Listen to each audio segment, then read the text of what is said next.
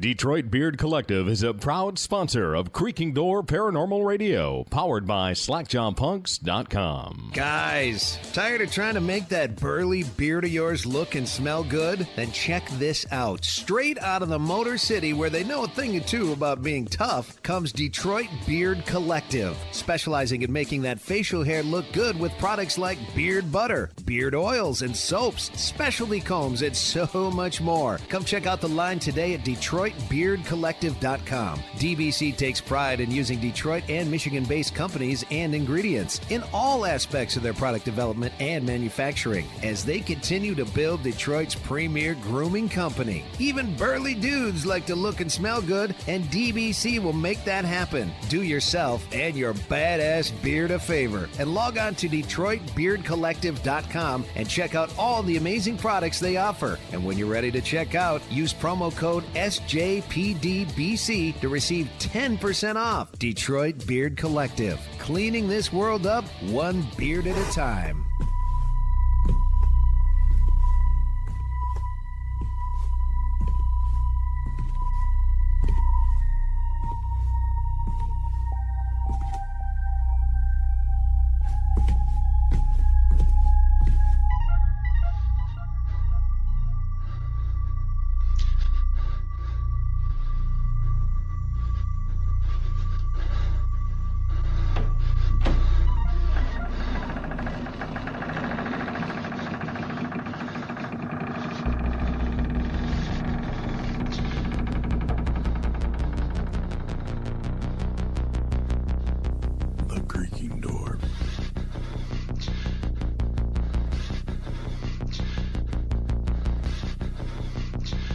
And welcome back inside Creaking Door Paranormal Radio.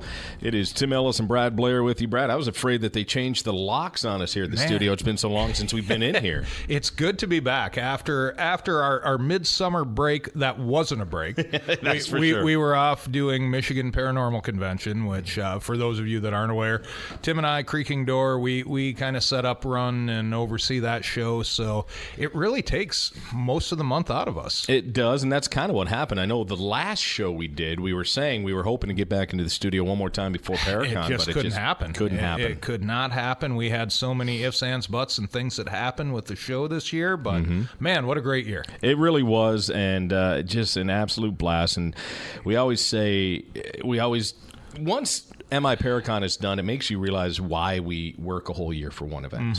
Because you realize how good it was to see everyone together again. The friends we're making, the new friends, the old friends. It's just, once the weekend comes together, it's all worth it. Right, and it was a blast this year. We had our biggest crowd yet, which it keeps growing. Next year, we already have well over 100 seats sold for next year's event. Yes, which, by the way, is obviously August, already on the books. Yeah, late in August, and we already have Grant Wilson coming back, Nick Groff and Katrina Weidman. They will be on the docket next year, as well as Jeff Mudgett from American Ripper. That show went over huge. Oh, I loved it. So we've got them signed already. We're taking a break now. Yes. Officially taking a break. Next month, we will get back to signing some more names, and the end of October, right around Halloween, we will be announcing the initial lineup. You're right. We add right through the year, but man, what a great time it was, and always, as you say, so good to see so many people having such a great time. Yep. And that's really what keeps us rolling on it. It really is. We love it, and love getting together with everyone. August 23rd, 24th, and 25th of 2018 is when it'll be. So, yeah, what's so cool about it is heading into our 9th year now, everyone just talks about it. It really has become like a family reunion. Right. And that's what's so special about it. So, if you have not joined us at MI Paracon yet, put it on your calendar. For the last weekend there of August. We would love to see you, love to have you join us, and let it be your first time. Yeah, it was a great year. Then 2 weeks after that, I was on the road to Kentucky, hitting the first annual Cryptid Con. Yes, and we'll talk about that in the end of the show a little bit. But another great event.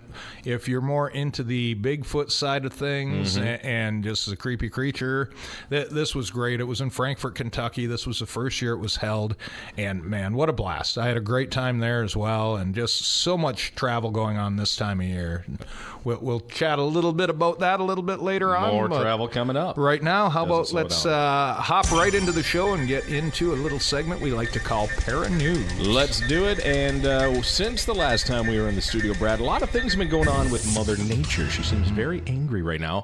First of all, we had that pretty cool solar eclipse here in the Upper Peninsula of Michigan. We didn't get to see the full effects, but it was still pretty cool that day. I tried not to stare too long. Well, you're still wearing sunglasses. No. Yeah. Well, is that what... Son of a... See, it's all right. It's all right. Your eyesight will come back. I told you. I warned you. All right. I thought you were just kidding. So we had the solar eclipse, and then we also, of course, have had the hurricanes, and our thoughts and our prayers with everyone, devastated in the Texas area and in the Florida area for sure. But it's really brought out a lot of people, and you see this a lot, and when you had two big ones back to back, it brings out the end of the world, folks. Doesn't it always? It does. My question to those who believe that those two big hurricanes is a sign of the end of the world is, why is it only the Southerners who get hit with the end of the world storms? Nothing ever happens to us up here. Well, occasionally we'll get 5-6 feet of snow overnight. Yeah, some might think that's the end of the world. But that's the occasion where the news media does not want to show up and record it. That's just it. We're left out of that. And it doesn't get covered. But I always say when people say that, it's like, look, there's storms in the south. There's storms in the north. You don't hear about it up here.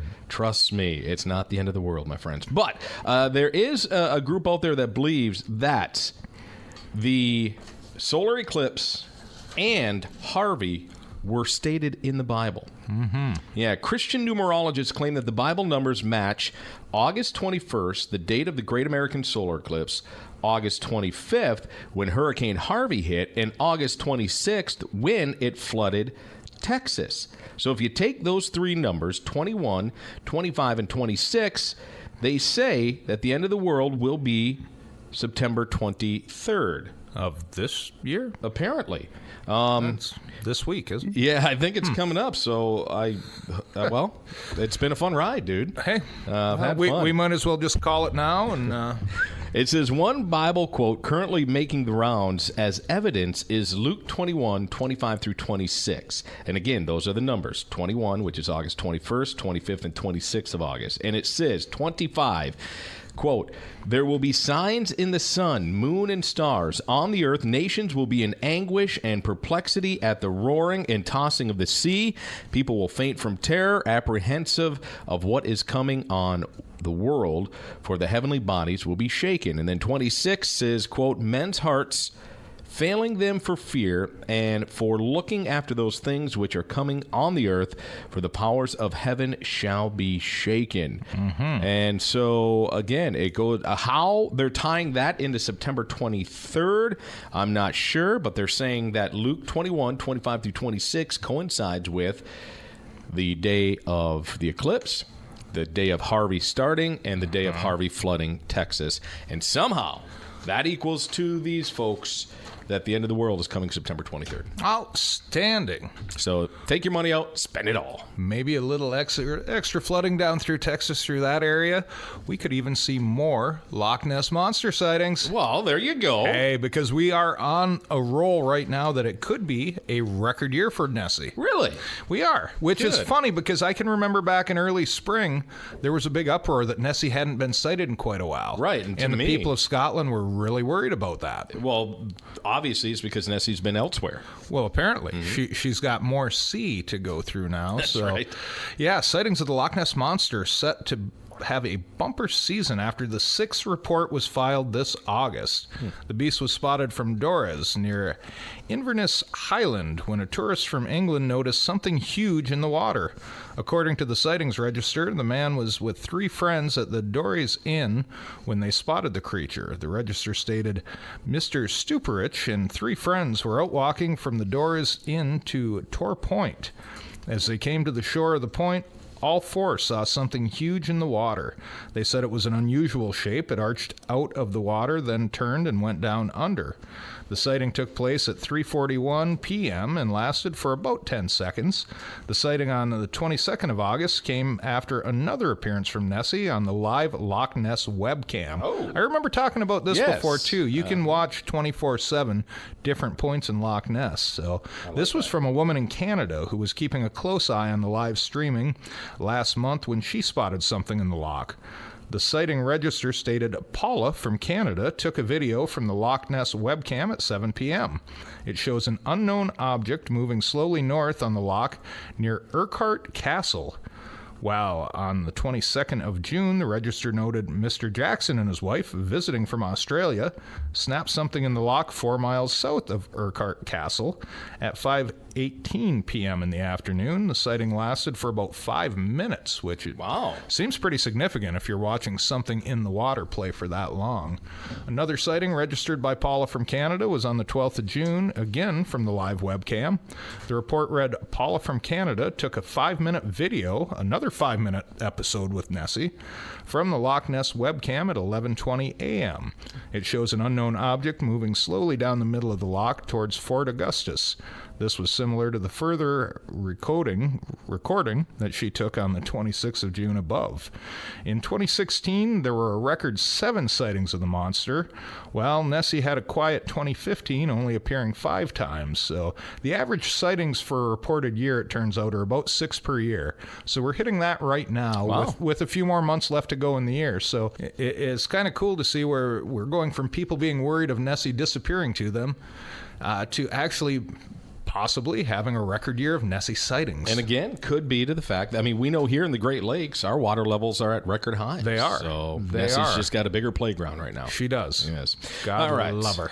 My second story here for Para News is going to be something that just creeps me out to no end.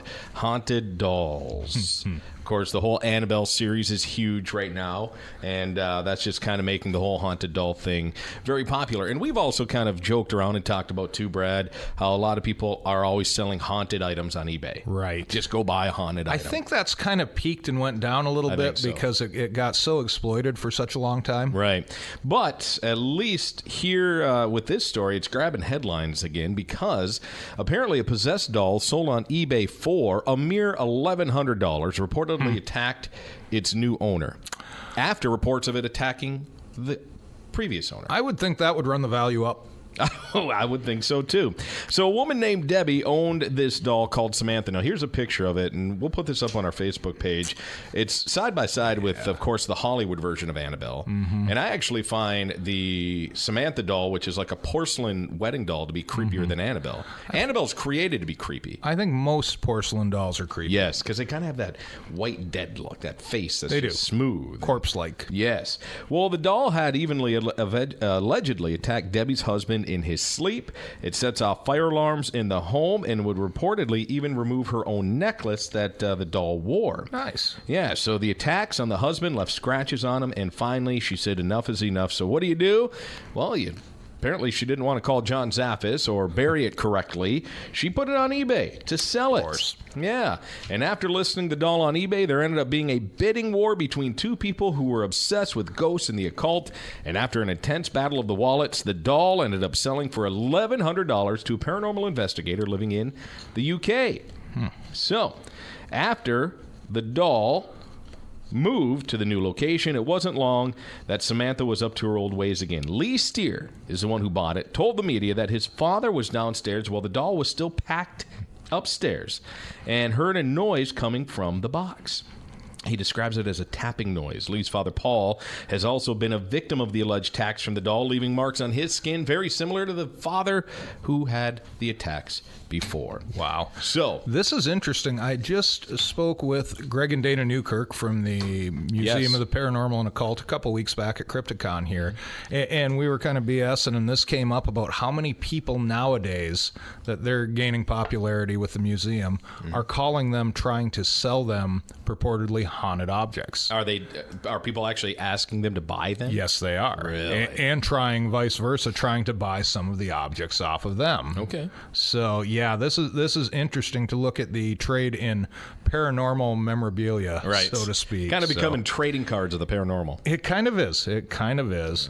Well, good news, Tim. Yes? The nation's endless search for proof of Bigfoot's existence may soon come to an end. Yay. Yeah. A North Carolina-based wife and mother has homebrewed a spray that she says can attract any Bigfoot within a 1.5 mile radius. Yes. And for just $7 a bottle, the environmentally friendly Bigfoot juice also doubles as a bug spray. That just sounds nasty. Bigfoot juice / bug spray. Creator Allie Megan Webb, who runs Happy Body Care out of Marion, North Carolina, has created it while sitting at her kitchen table. Mm-hmm. How do you know it works? Webb asked, kind of laughingly. Well, that's a tough question. I guess I could ask, how do you know it doesn't work? That's true. Dun, dun, dun. Turn the tables. There's anecdotal proof her spray does, in fact, attract Bigfoot. Field tests have been done, she said, and they include a recent outing by the research group Bigfoot 911, in which a Bigfoot sighting was reported. It happened the first week of August in the woods of McDowell County. I think that's enough to say it can attract a Bigfoot, says Webb. Okay, to attract a Bigfoot, you need a smell that is woodsy enough to keep him from scaring off. Woodsy enough, yes, but slightly different enough to make him curious and come to investigate, so piquing Bigfoot's curiosity. Market reaction to the spray, which is sold on the internet, has ranged from excitement to giggles. This includes a guy named Jeffrey in Hawaii who wanted to know if she makes a troll repellent. A troll repellent? A troll repellent. Better talk to our boy John Tenney on that one. Yes. There you go. So, yes, you for $7 can get a Bigfoot spray / bug repellent. And maybe cologne. Possibly. All right. Possibly, if you like that woodsy smell on your man. Is it for... This would be a perfect stocking stuffer for women to grab. Yes, it would. That woodsy smell of Bigfoot juice. Bigfoot juice. Was there a place to buy it? I actually want it for $7. I'd go buy it just to say I bought it. I can't say that there was, but I'm sure if you Googled Bigfoot juice, you better get this in one of your gift shops here in town. You know what? You need to get that. You really do. I could probably sell the hell out of it if you want to know the truth, especially at, all joking aside, Christmas time. Yes. The Bigfoot and paranormal stuff blows out. There you go. Awesome. Bigfoot juice coming to a store near you. Mm-hmm. All right, there we go. That's going to do for another edition of Paranews. And now it's time to take a break. When we come back, very excited for this week's guest inside the creaking door. Who is it? Well, stick around. You'll find out. They're up next right here. It's Creaking Door Paranormal Radio, powered by slackjawpunks.com.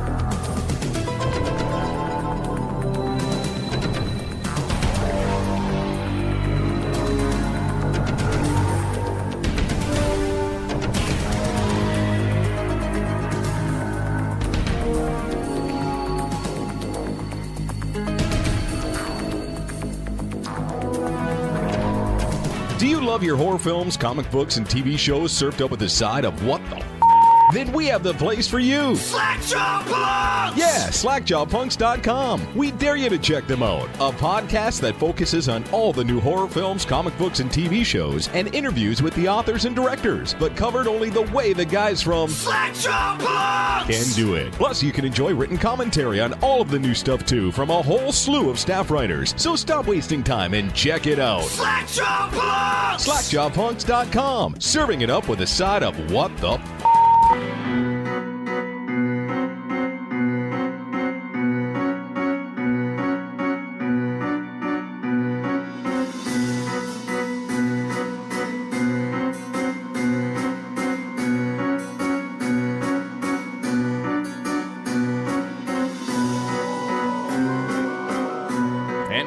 Inside Creaking Door Paranormal Radio with Tim Ellis and Brad Blair.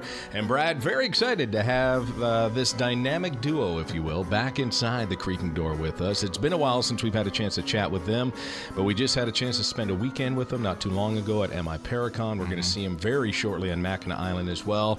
So right now, let's give a warm round of applause and welcome back inside Creaking Door Paranormal Radio from the hit TV show Kindred Spirits on TLC, Amy Bruni and Adam Baird. Mary. Welcome back inside, you two. Oh, you should. Hey, thank you. Hi, guys. We pay the family in 6 packs of beer to clap when we need them, so it works out well. That's amazing. They've definitely got a good deal going on. Yes, they do. We just got to get them to, wow, what was that? Did you guys hear that? Did that blow your drums out? It got mine. A little feedback. Yeah, exactly. Everyone's still on the line, though, so we're not. good. Okay. It must have just been on our end. Good deal. Anyways, so the spirits are already talking with us and messing with us, so let's get right to it. So here we are, coming out of episode 1 of season 2 from the Lizzie Borden house. Too dang cool. How fun was that to record that episode? It was so fun because, number one, it was only 10 minutes away from my house, and so I didn't have to go anywhere. But number two, Lizzie Borden house is awesome. It is a place we've investigated many times. We know it's haunted, but it was nice to be able to go in and kind of have a different spin on things and help one of the tour guides, because we've always wondered what happened to these people that work in these notoriously haunted locations.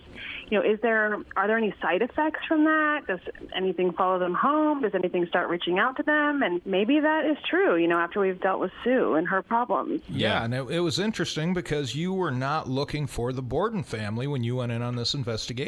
Oh, no, not at all. No. I mean, I think that, I think the consensus is the Bordens exist there, possibly. I mean, a lot of teams have gone there and talked to the Bordens and tried to get the Bordens' attention, but, we definitely were not there for them because they, we were there for Sue, and we were there for Sue's grandparents. Mm-hmm.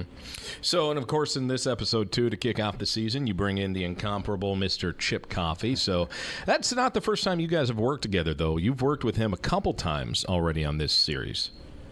Yeah, Chip is one of those psychics that we trust. I know Adam as well, but I've worked with Chip for over 10 years now, and he's just always been on the level with me, and he has given me personal readings that have blown me away. And so, you have to have that trust when you're kind of handing one of your clients over to someone. And so, we knew we had to call in someone that we could, entrust with the idea that, hey, we're bringing you to the Lizzie Borden house, but we didn't tell him the story. We didn't tell him what we were doing there. When Chip came in, he thought he was just investigating the Lizzie Borden house. We didn't tell him anything about Sue or what the whole aspect of the case was. Yeah, I love that. And so, that just kind of shows you how kind of spot on his capabilities can be. Well, yeah, because when Chip sat down at the table with you guys and with Sue, he got really deep with her, and it got quite emotional there at the end of the show. Yeah. Honestly, should have been there. we had we had no idea that was coming. When she tells us that her father was on hospice, all three of us were in genuine shock because we had been spending quite a bit of time with her, and this was something that she just did not mention to us. She didn't have to mention to us. It never came up, I guess. But, I mean, we were shocked by it. We were shocked by that news when she, gave that information, and it became clear soon after that was the case. I mean, that was the reason they were there.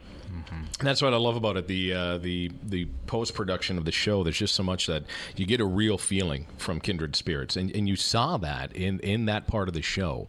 And I think that's what makes your show and we've talked about this last time you guys were on the show. One of the things that I really respect what you guys are doing is the lighting of the show as well, too. It's not the usual green, night vision. It's you guys use the underlit version of it, and it gives it that more real feeling. Yeah, well, it's hard to make a cinematic reality show because, obviously you want it to be real, but in order for a show to be real, you can't necessarily stage every single shot and everything. And so we have such a great crew, though, that they're kind of able to do that. They get the important stuff, and they make sure we're well lit, as much as you can. We're doing the investigation, the interviews and everything. But then they do spend the time in between to go okay, we want to get this, great shot of you guys sitting at the table, or we want to get this amazing shot of Chip Coffey walking up with his umbrella, and it adds to kind of the feel of the episode, and it feels like you're watching a movie, but everything is totally legit and on the level, which you don't get beautiful reality shows that often. And so that was a huge part in our decision when we decided not to use IR light. Yeah. Well, that's great. And the cases you guys take on the show, it kind of harkens back to the original days of paranormal reality with the original couple series of Ghost Hunters, where they were actually going in, working with homeowners and trying to help people versus going into a commercial place, being in and out in a night. Yeah. I mean, I think the best part about this show is that we are there to solve a problem. And I think, when we were on Ghost Hunters, don't get me wrong, we had a great time going into, amazingly haunted historic places and verifying whether or not the ghosts were active and they were there, and we had evidence to show. But Amy and I wanted to do more. I mean, we felt that there was more there. Like, why are they there? What is their purpose? There's got to be a reason why they're hanging around. And I think for us, Kindred Spirits was the best way to kind of show the world how an investigation works on multiple days, and how you can do more than just verify a haunting. You can actually help people and help the spirits, and it is much more rewarding, I have to say, now doing it the way we're doing it now, of course. Well, and that's a great point, and that's, I think, why it's so important when Kindred Spirits came along, because, and just like you said, Adam, I mean, when our team over the years have done investigations, we have the two types that we call the personal haunts and the historical haunts. The historical haunts for us are fun. That's when we get to go into these great historical locations and try to communicate with the reported haunting there. When you go into a personal haunting, though, you're dealing with people's lives. You're dealing with their home. And we've all heard the horror stories of these teams that are going into people's homes and telling them it's possessed by 3 demons and you've got to get out, tomorrow. And I think what Kindred Spirits is doing is reteaching the young people out there who are interested in this field that this is how you have to handle these things. Yeah, I mean, absolutely. That was kind of one of our missions. And it's been, I mean, even back in the Ghost Hunters days, it was kind of one of our missions. We were just so, and, it's so easy to watch a paranormal team on television and then feel like you know what you're doing. And I don't, necessarily fault these teams, but I think that they need to kind of look at the long-term picture here at what they're doing. There's a lot of studying and research and reading and things that you just need to kind of know before you go into these places. And it's tough because we have to do cleanup on a lot of. I would say I think there were 3 cases this season that we did that were all cleanup from one team in New England. 3 out of our 10 episodes. Yeah, and the same team came into every single one of these houses. Oh, wow. And told, the evidence that they gave these people was astonishing. I mean, the fact that they even considered it evidence was just awful. Heartbreaking. Heartbreaking, so really. It was. And so we had to come in and, kind of educate these people on what was actually going on in their house, and then kind of gently tell them that this team that had come in before had given them misinformation. But you have to do it in this way where you're not necessarily bashing them, but it's so hard because there's no perfect way to investigate, but there's definitely a very wrong way to do it. You bet. Right. I'm sure, we have no reason to believe that they had no ill intentions giving the information that they did. But based on what we saw and what we know, they're a little uneducated about certain things. And it's heartbreaking, especially for, the spirits, because really you've done them a disservice as well. And I think it's cleanup on both sides. Or what about the case? There's a case I think coming up soon where maybe people that are in the house or know the person that lives in this house for the activity has seen a bunch of things on television, seeing people ghost hunting on television, and start mimicking those aspects without knowing anything else other than what they see on television, and really wreaking havoc. I mean, there's that potential as well. It's just like copycatting what you see without knowing what you're doing. Absolutely. We definitely hit that a few times. I think, unfortunately, that's where a lot of these paranormal teams that have sprung up in the last 10, 15 years have learned all of their technique from watching television shows. And that's where this starts playing into it. How about the other side of things where you go into a case, and I don't know if you hit this as much when you're doing the recording, but find a homeowner that calls you in and you can find logical reasons for the haunting. Have you dealt with a backlash of the "don't take away my ghost" mentality? I would say not necessarily on kindred spirits as much, because these families are typically very desperate when we come to them. And so they're just like, they want answers. They're not necessarily happy about what's there, or they think it's somebody that they love and they really want to know yes or no on that. We do have one case where we still don't know how it's going to play out, but it sounds as though the person is not taking any of our advice, and so that one's a little tough. And I think it is a little bit because of that. I think that they're thinking of the TV aspect a little bit now, and so I'll let you guys try to figure out which case that is when it airs. But we have very specific instructions for these people that are it's a pretty obvious set of instructions, and they've just decided not to do it. And we're like, it seems, but we'll see. I haven't, it's not definite yet, but. But we also get that, though, like in photos and everything. Like, I can tell you on Twitter tonight, this woman sent me a photo. It's clearly somebody, like, you can look on my Twitter. It's somebody sitting behind her in a theater, and they have their phone on, so it's illuminating their face white, and they're sitting way in the back. And I told this woman, and she's like, who's this person? I'm like, oh, it's somebody on their phone in the background, and it's illuminating their face. And she's like, well, I don't remember anybody sitting there. And I'm like, really? You saw a movie a few nights ago, and you don't remember that there was, who pays attention to who's sitting in a movie in a dark theater? But yeah. we do get that. Yeah. Absolutely. So we get stuff like that. Yeah, the EVPs and the photos, people get very personal about those. They want to believe they got something, and when you try to give them an explanation, they get very defensive sometimes. And as long as we're going down this road right now and talking about why I think, we think Kindred Spirits is so good for the field right now, because you are showing people how to handle families.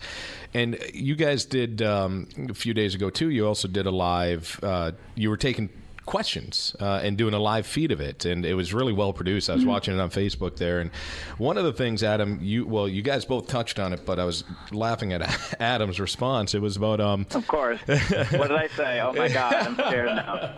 It wasn't bad. It was actually very real.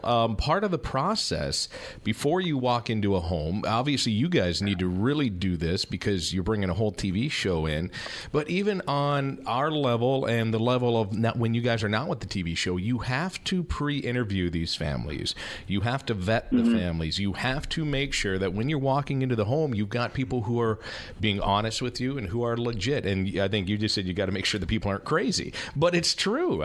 You've got to make sure these are honest people who are not seeking 15 minutes of fame. So let's touch on that a little bit and talk about the process that you guys have to go through for that. Like I said in the Q&A, I think the basic fact is people reach out to us to help them, and we first, go through the tons and tons of emails and messages, reading about what people say is happening in their house, and you can tell the ones that really need help and that are really sincere. It hits you at your core. You read it, and there's something that kind of hits you just read it. You just know. It's weird. It's weird because you get the ones that are like, okay, the door opens on its own, and we hear strange noises in the attic.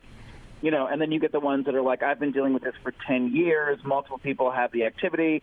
Or my favorites are my friend's house has this activity, and they told me I'm reaching out to them. They don't know who you are. They know nothing about your show. They don't know anything, and they really need help. Right. Those are the ones we know, they're not going to be in it for television. They sincerely need help. Yep. And we send all of these messages to our production company, and then they contact them. They go through background checks. They find out more about them. They interview everyone that's had activity. We get pictures of the house, and we're included in all of this data that they're receiving from the family as well, because our investigation begins as soon as we send that email to the production company, because we want to know everything that they're saying, what they're talking about, what they think it is, and then we interview them on the phone. And then once that happens, we decide yes or no whether or not we're going to go, and then we hit the ground running. And then when we get there, again, it's square one.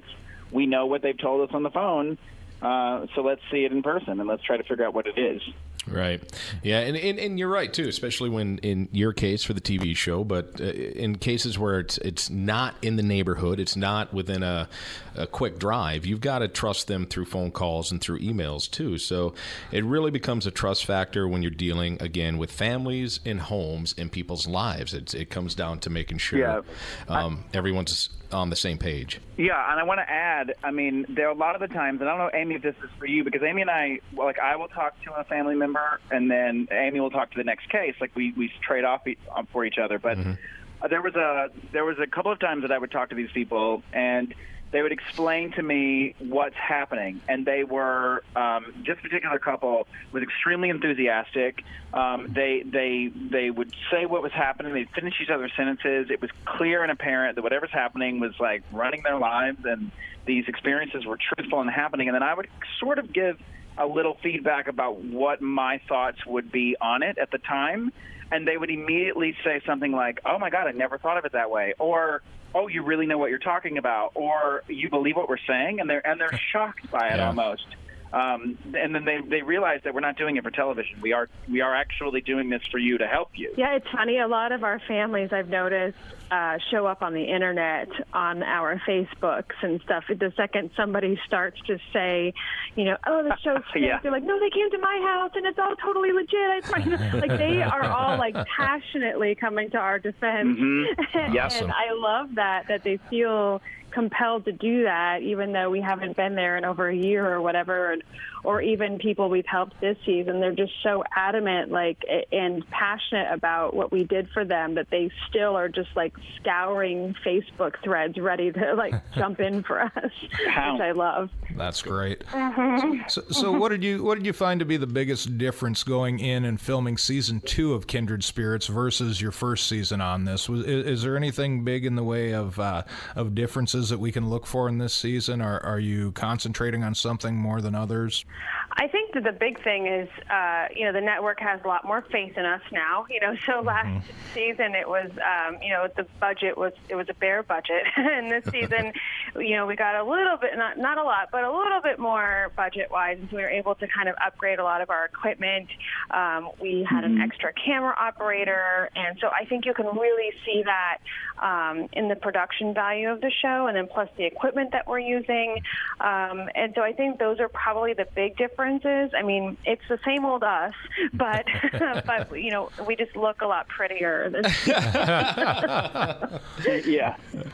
So and also, I think, and I'll also say, investigation-wise, I mean, we still never know what we're going to get ourselves into, but I think we were a little more confident going into season 2 because we sort of have the routine down, although the routine always takes a different course, it seems. But we felt confident in that, right? But we felt confident in that. But we also still have those late night wine down sessions, we like to call, have a glass of wine and really try to discuss. We continue to discuss the case, and we continue to search the internet and look for clues, and it's still as stressful as ever, I would say. And so when you guys are, Amy, when I was talking to you last week, we were setting the interview up, you had made a comment to me, make sure you watch, you're going to love it. I just saw the ending of it, or something along those lines. So do you guys literally just get to see sneak peeks of this just before we see them on TV, or do you get a pre-screening?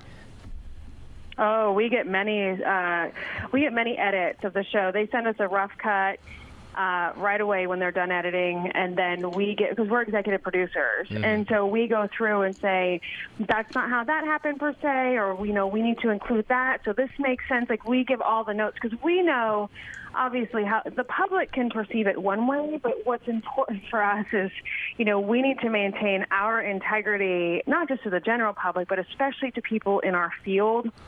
And because, once the cameras stop rolling, we still need to continue doing this.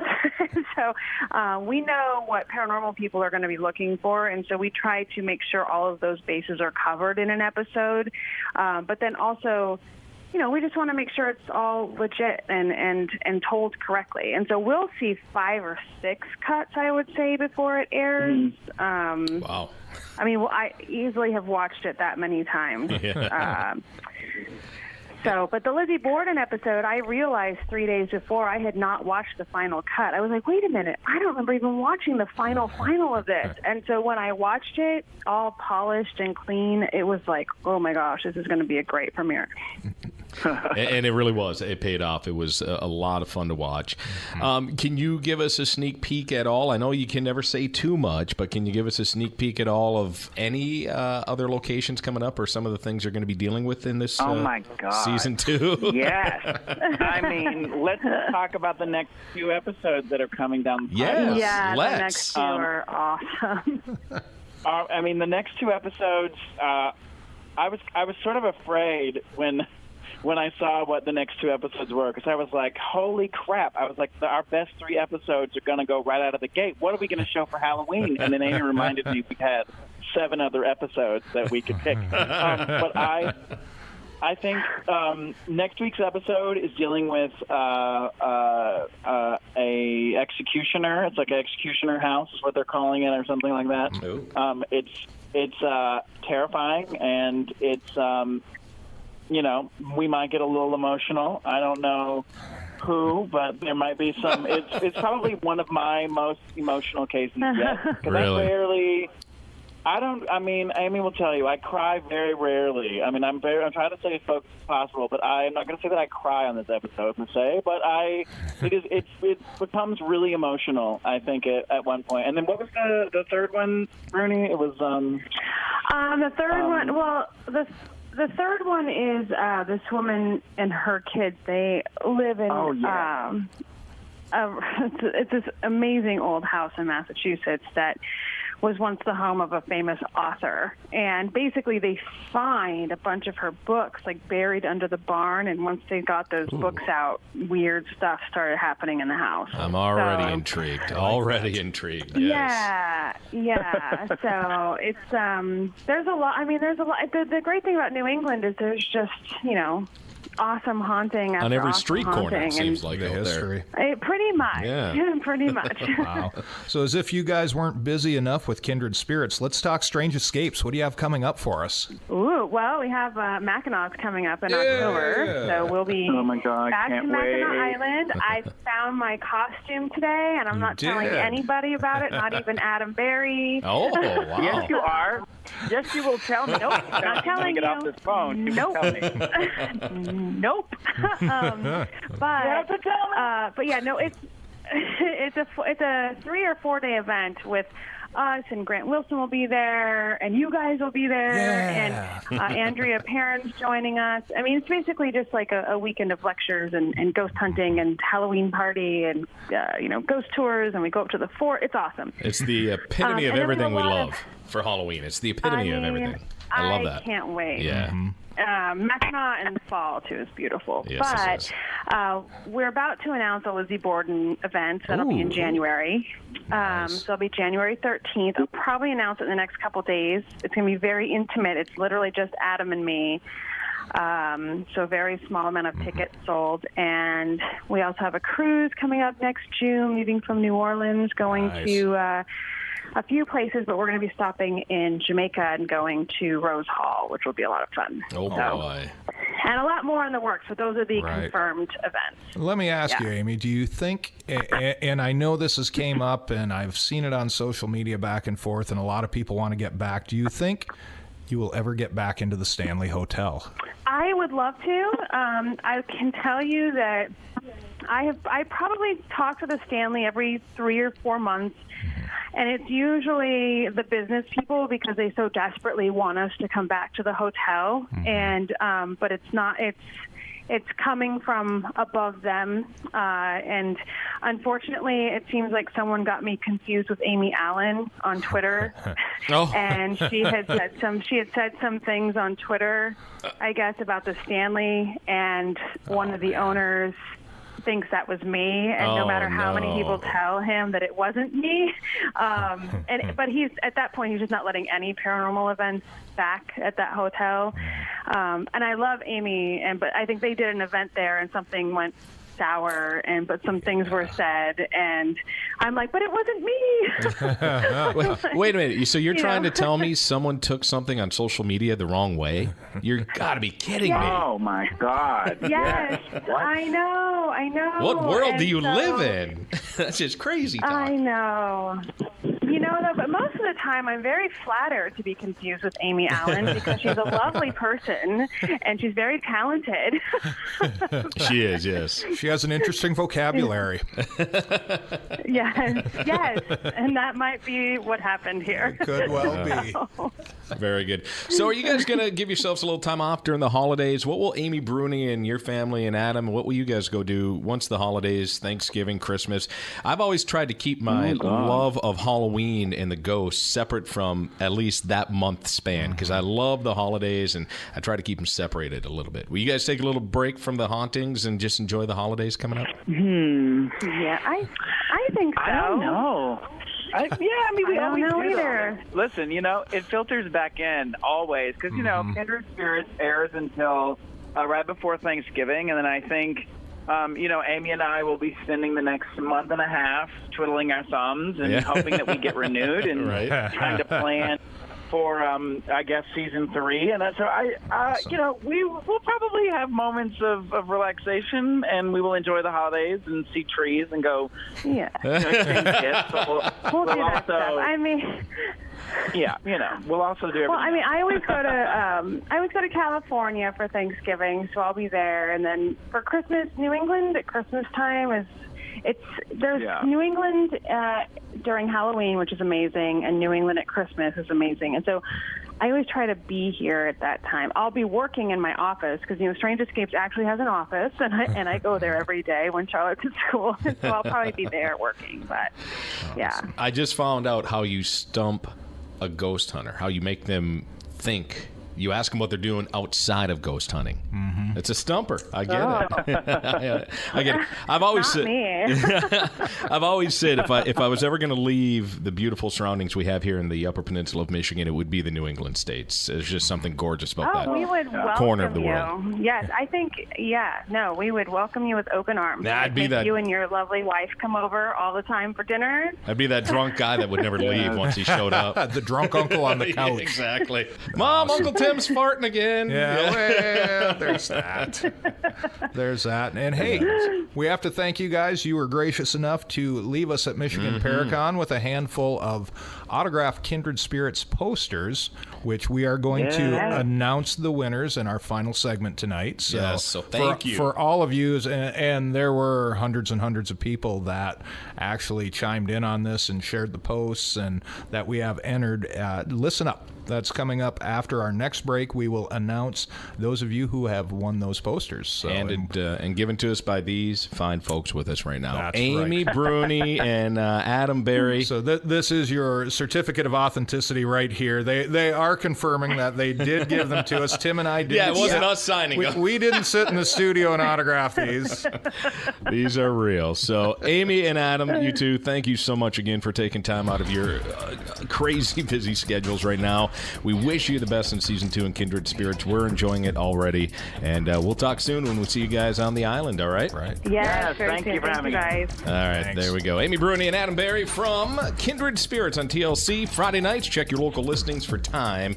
And we're going to take a break. When we come back, more on the way from Creek and Door Paranormal Radio, powered by slackjawpunks.com.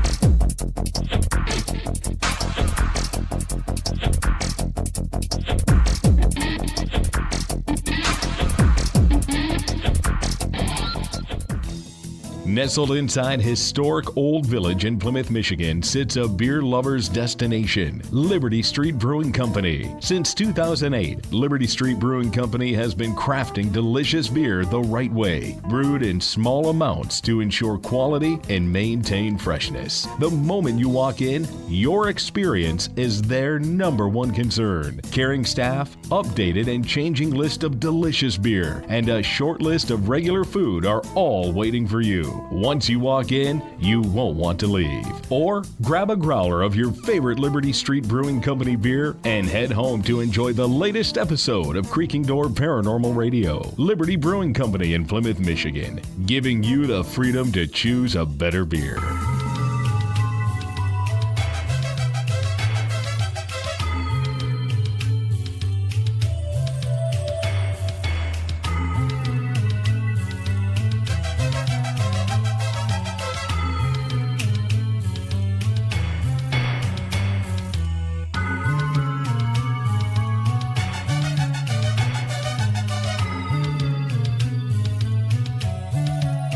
And welcome back inside Creaking Door Paranormal Radio. Tim Ellis and Brad Blair with you. And once again, want to thank Amy Bruni and Adam Berry from Kindred Spirits in the Creaking Door, Brad. Always great to have them in. We've worked with so many people in the field over the years that we've done this. And you want to talk about two very legitimate, very down-to-earth people. Oh, they're real people. Amy and Adam, they are what you see on the show. Absolutely. This is not an act. They're not out there hyping things up. This is who they are. And that's what I love about both of them. Exactly, and that's why, that's why it's so nice to have them back in and just sit down and chat, because what you hear and what you see, that is really them. It is, yeah. And for those of you that are fans of Kindred Spirits, let's get right down to it.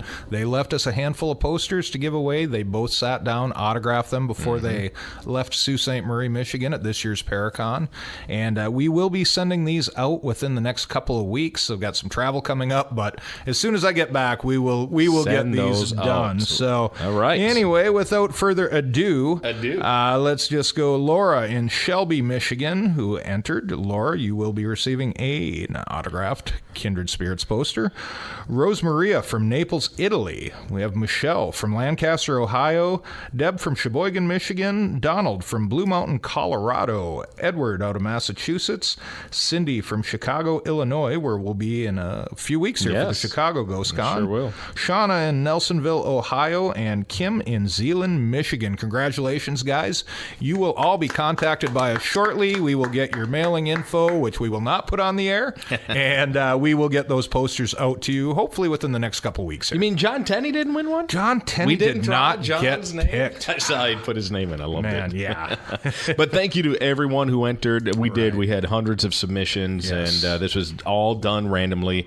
And so thank you to everyone who entered. Congratulations to our winners. And, of course, be listening to more future episodes of the Creaking Door for giveaways and fun stuff like this. Right. So, absolutely. And if you're not following us on social media, make sure you do so. Yep. These were all picked through our Facebook page at Creaking Door Paranormal Radio, as well as our Twitter page. Yes. So these all came through that. We've been, if you hadn't seen it and you're, why didn't I hear about this? Well, it's been going on since within the last episode to this episode. So, again, follow us on social media and keep up with this. More great giveaways coming up in the future. And it's a very active page, too. It's something that we like to share fun stories, interesting stories. We're not always saying we believe the stories we post, but we're saying they're fun. They are. So you can enjoy them that way. That stuff. So, yeah. Speaking of having fun, lots of travel coming up, Brad. It is. As I said in the first segment, I just gotten back from Kentucky from the first Cryptid Con. Very well ran, very well put together, great speakers, some good friends of the show that I got to hang out with there. As I mentioned earlier, Greg and Dana Newkirk were hanging out there with the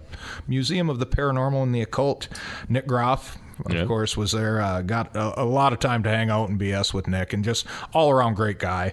Author Ronald Murphy, who we've had on the show, I had never met before. What a nice guy. Yeah, we had a great interview with him. Super intelligent, very much into the cryptid side and just anything weird, the Goblin Universe, as he calls it. And we will have Ron on the show next month talking about his latest book on vampires. Looking forward to that. And Cliff and Bobo from Finding Bigfoot. Oh, my God. Which, of course, we just had them recently inside the Creek Door. Yes. And I had dinner with them the first night in, and then hanging out, having some drinks with those guys on the after party. And, man, some of the stuff that comes out of Bobo's mouth, you have to question if it's real or not. And then you stop and think, man, if this isn't real, how warped do you have to be to think these damn stories up? So just had a blast hanging out with those guys. So, again, that was CryptidCon. They're already planning the second one. Yeah, I saw that, so that's good to see. Hopefully the same place next year. And I wish I would have had an extra day to spend in Frankfort, Kentucky. Just a beautiful town, a lot of old historic buildings. Nice. I believe it's Daniel Boone's grave is there. Oh, cool. And I had no time outside of the show to do any of this. So hopefully next year take an extra day. And I know we've already talked about recording live at that one. Yeah, so we are actually in the works as we speak of building a brand new mobile studio. Right. So hopefully we will have that at hoping. our next live appearance. Which will be Chicago. Right, Chicago Ghost Con. Coming up on October 7th. We will be in Chicago. Looking forward to that. Another great lineup. And it is. We'll be speaking and presenting, and we're hoping to have the new studio built and ready to go by then. Yeah, and then as we mentioned with Amy, we will be presenting live on Mackinac Island, Michigan at the Strange Escapes. This is a full weekend event, including a Halloween costume party. Yes. And do you have your costume yet? I do not. Do you? No, I don't. I haven't even looked. I'm always so bad about costumes, Halloween costumes. I am too, and it's been so crazy lately with all between Paracon, hitting Kentucky. I'm leaving later this week for Sage Paracon over in England. Yeah. So very much looking forward to that. Again, some other good friends of the show that are going to be there: Jeff Belanger, Greg Lawson, Robert Murch. I heard from Murch yesterday.